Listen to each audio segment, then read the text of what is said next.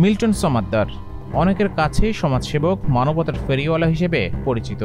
সমাজসেবার আড়ালে তার নানা অপকর্মের খবর সম্প্রতি গণমাধ্যমে একে একে উঠে এসেছে। Child and old age care নামে একটি প্রতিষ্ঠানের চেয়ারম্যান মিল্টন সমাদ্দারের বিরুদ্ধে অভিযোগের পাহাড় জমেছে। মানব পাচার, বাচ্চা শিশুর উপর হামলা, দুটি টর্চার সেল গঠন, অসহায় মানুষের নামে সংগ্রহ করা অর্থ আত্মসাৎ, তাদের কিডনি সহ অঙ্গ প্রত্যঙ্গ চুরি করে বিক্রি, জাল মৃত্যু সনদ তৈরি এবং জমি দখলের মতো গুরুতর সব অভিযোগ রয়েছে তার বিরুদ্ধে। বুধবার সন্ধ্যায় ঢাকা মহানগর পুলিশের গোয়েন্দা বিভাগ তাকে গ্রেপ্তার করে, যার ফলে এখন তার ঠিকানা কারাগারে।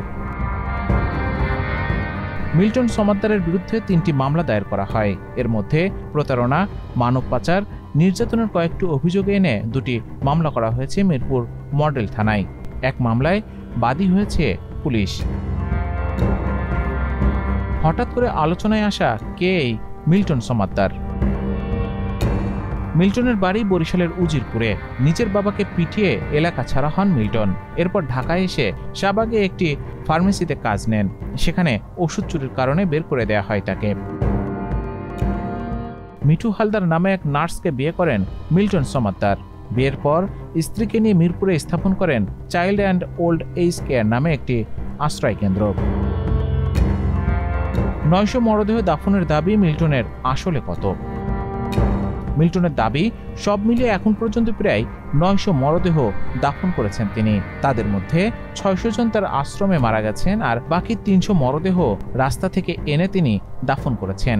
এসব মরদেহ রাজধানীর মিরপুর বুদ্ধিজীবী কবরস্থান, রায়ের বাজার বুদ্ধিজীবী কবরস্থান ও আজিমপুর কবরস্থানে দাফন করা হয়েছে বলে দাবি তার। তবে গণমাধ্যমের অনুসন্ধানে মিল্টনের মিথ্যা তথ্য দেওয়ার বিষয়টি বেরিয়ে এসেছে। জানা যায়, মিরপুর বুদ্ধিজীবী কবরস্থানে মিল্টন সমাদ্দারের প্রতিষ্ঠানের তত্ত্বাবধানে সব মিলিয়ে 50টি মরদেহ দাফন করা হয়েছে। এছাড়া রায়ের বাজার বুদ্ধিজীবী কবরস্থানে 15টির মতো মরদেহ দাফনের প্রমাণ পাওয়া গেছে। তবে আজিমপুর কবরস্থানেও প্রতিষ্ঠানের মাধ্যমে এখন পর্যন্ত কোনো মরদেহ দাফন করা হয়নি বলে গণমাধ্যমকে নিশ্চিত করেন সেখানকার দায়িত্বরতরা। প্রশ্ন ওঠে, মিল্টন সমাদ্দারের দাবি অনুযায়ী 900 মরদেহ দাফন করা হলেও বাকি 835টি মরদেহ কোথায় গেল? মরদেহে কাঁটা ছেঁড়া মৃতের সনদ দেন নিজেই।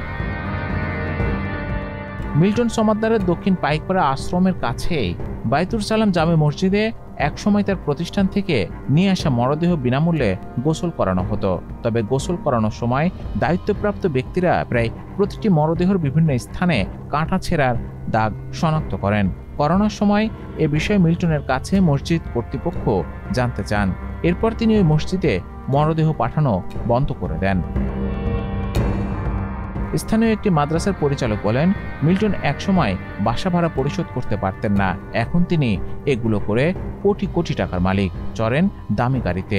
তিনি শুনেছেন, আড়ালে মানুষের অঙ্গ প্রত্যঙ্গ চুরি করেন মিল্টন।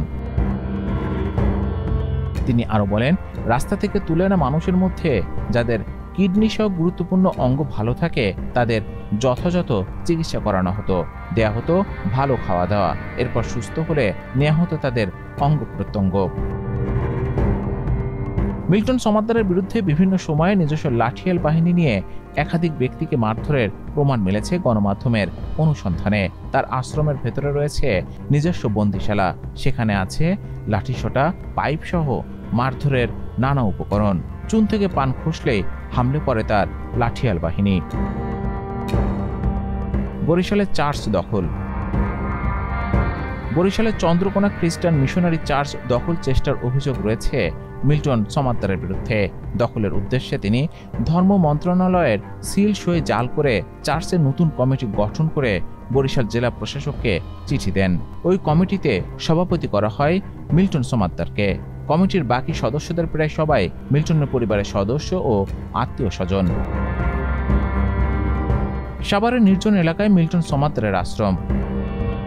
ঢাকার সাভারের বিরুলিয়া ইউনিয়নের কমলাপুর এলাকার বাহেরটেক গ্রামে 65% জমিতে মিল্টন সমাদ্দার গড়ে তুলেছেন child and old age care. 6 তলায় ভবনের কার্যক্রম শুরু হয়েছে মাস 2 আগে। এখানে শিশু, বৃদ্ধ সহ সব মিলিয়ে আছেন 40 থেকে 50 জন। এই প্রতিষ্ঠানের পেছনে থাকা জমির এক প্রভাবশালী মালিকের সঙ্গে রাস্তানি বিরোধের জেরে কিছুদিন আগে হাতাহাতির ঘটনাও ঘটে।